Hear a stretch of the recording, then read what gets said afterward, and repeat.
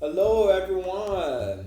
Welcome to our channel once again. I hope you've been going through, our previous videos, and I hope you're finding them very resourceful for you as a student in the United States, and for those that plan to become one in the future.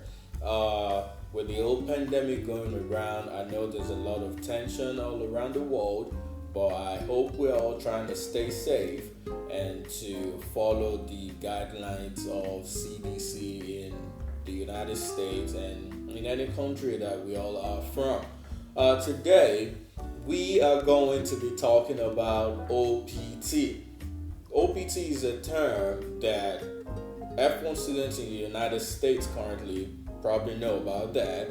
Some of them are doing their OPT currently, some plan to later on. So, briefly, we're going to be talking about how to apply for OPT, what OPT means, when to apply for OPT, just basically the guidelines to make sure that you're doing the right thing at the right time and you have all your documents intact.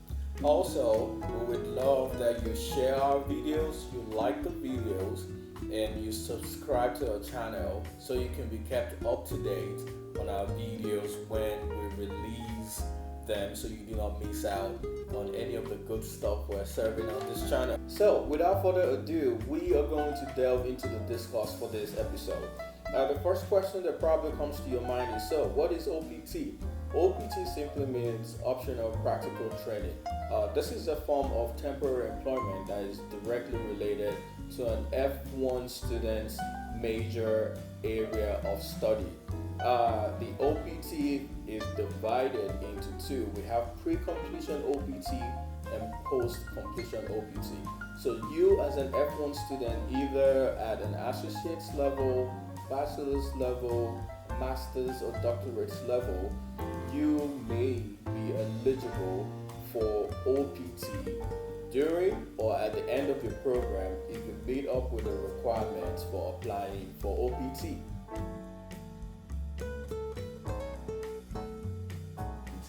The pre-completion OPT is where students can only work for 20 hours a week when their colleges are in session, but they can work full time when they're on break. But I think what is most familiar with international students is the post-completion. This is when you complete your program of study at whatever level. So, because most international students are interested in the post-completion OPT, I'll be talking more about that in this episode.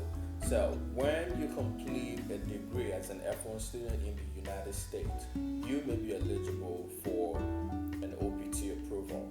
But then, there's a clause for those enrolled or complete a degree in any of what is called the STEM programs, STEM, STEM, which simply means science, technology, engineering, and mathematics. So for students who complete programs categorized under STEM, they may be approved up until a longer time than for other programs. So speaking of that, if you're enrolled or you earn a degree in a program that is not a STEM approved program, your OPT is most likely going to be approved by USCIS for 12 months. But for those who complete a STEM approved degree, they may be approved for OPT for up to 3 years.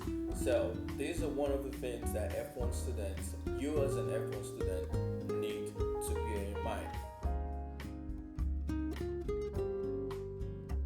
So who is eligible for OPT?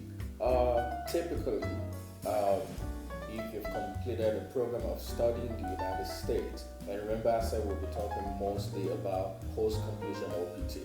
So you're eligible for OPT, you may be eligible for OPT if you've completed a program here in the United States at whatever level of study, and you've not exceeded, for example, if you're on CPT, and you've not exceeded the number of hours you were meant to complete. I would always advise students, I would advise you as well, to talk to your DSO at your college or your student advisor to make sure that you're eligible for OPT and you meet the basic requirements for OPT.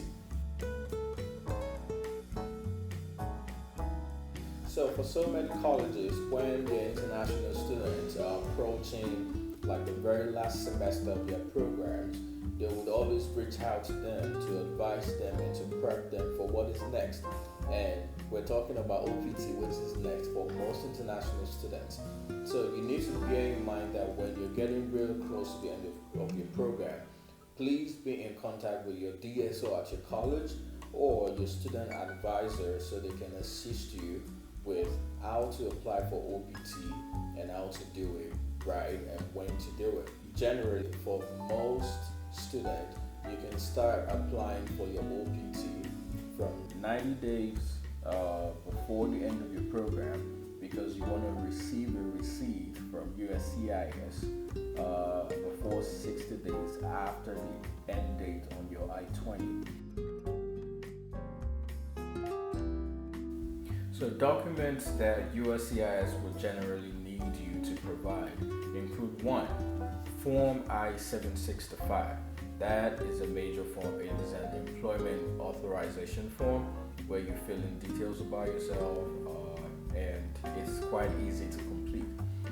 Number 2, you need to provide 2 color passport style photographs that you've taken in less than 30 days from the day you're applying for OPT. Some colleges will require you to complete like an OPT form, which is why I said talk to your DSO. It may be done differently at different colleges, so just so you know what is required of you. You would also need to provide a copy of your most recently I-20. Sometimes they might even ask you to provide all the I-20s that have been issued to you just to be on the safer side. But what you need the most is your most recently issued I-20. You will need your Form I-94, which you can simply print or download from the USCIS website. Also, you would need to provide a copy of your visa page and a copy of your international passport. When you have all your documents put together, and sometimes, like I said, your DSO will have a checklist for you for the documents you need to provide. And when you have all these documents, the second to the final step is for you to pay the filing fee. The filing fee is $410.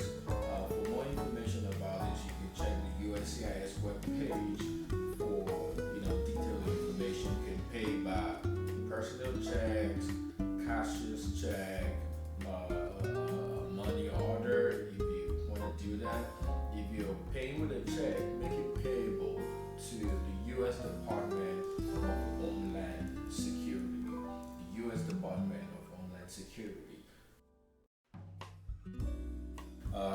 Attach the check to your application. You put it in a brown envelope and you're ready to ship your application form and all the supporting documents to the Department of Homeland Security for your OPT application to be reviewed and hopefully approved.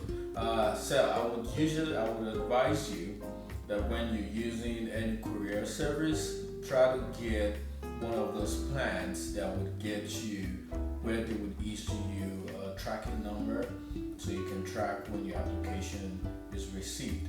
Once that is done, you need to wait for a receipt from USCIS. It's usually about a month after your application has been received. You should get a receipt from USCIS saying your application has been received and it's been processed. The processing time for an OPT application is say like 60 to 90 days, and in some cases it might take longer. But during that period, you can start looking for where to apply for the OPT. Remember, there is a clause for the OPT. Whatever job you're taking must be closely related to your course of study, must be closely related to the major of the program that you've completed, because you can only work in a field that is closely related to your degree. When your application has been approved, your OPT application has been approved, you will be issued an EAD card. EAD simply means Employment Authorization Document. Majorly, in most cases, it's going to be mailed to your address.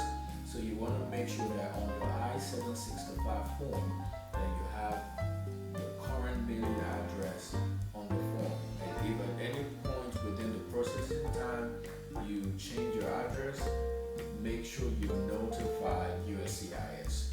For more information about this, please check the website to know how to contact USCIS to inform them of the change of your home address, and maybe like your phone number, your email address, or anything of that sort. So, when you receive your EAD card, it's going to show you the start date for your OPT and the end date of your OPT, and that is it. I hope you enjoyed the episode today, and I hope you find the information that I've tried to put out there very resourceful for you when you're applying for OPT and how to plan, towards applying for your OPT. Once again, like, share, and hit the subscribe button so you do not miss out on our next